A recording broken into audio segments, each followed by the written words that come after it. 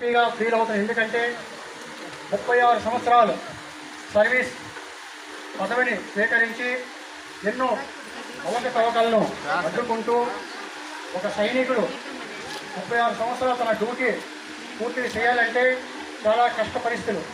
ఇక్కడ ఫ్యామిలీ అన్ని బాధ్యతలు విడిచిపెట్టి దేశాన్ని దేశమే ఒక భరతమాతగా చూసుకునే ఒక సైనికుడు ఈరోజు పదవీ విరమణ పొంది మన స్వగ్రామానికి ఇచ్చేసినందుకు మనకందరికీ చాలా గర్వకారణంగా భావిస్తున్నాం.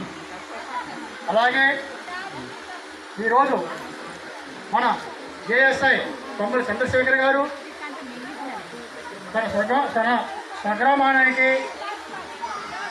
సేవగా చేరుకున్నారు. ఇన్నాళ్ళు ఇండియన్ ఆర్మీకి ఎన్నో సేవలు అందించి ఇప్పుడు దేశ సేవని నివృత్తి పొంది ఇప్పుడు మన ప్రజాసేవని చేయడానికి వస్తున్నారు. సో ఇంత మునుపు కూడా 2 years ముందు కూడా మన ప్రజాసేవ చేస్తూ మన గ్రామానికి ఎంతో సేవ చేశారు. సో ఇక్కడ నుంచి మన గ్రామానికి సేవ చేస్తూ అతని లైఫ్ స్టైల్ని మన సివిల్ లైఫ్ స్టైల్గా మార్చుకుంటూ వాళ్ళ కుటుంబం అందరూ సుఖ సంతోషాలతో ఉండాలని మా సైనికుల తరపు నుంచి నేను కోరుతున్నాను. Thank you.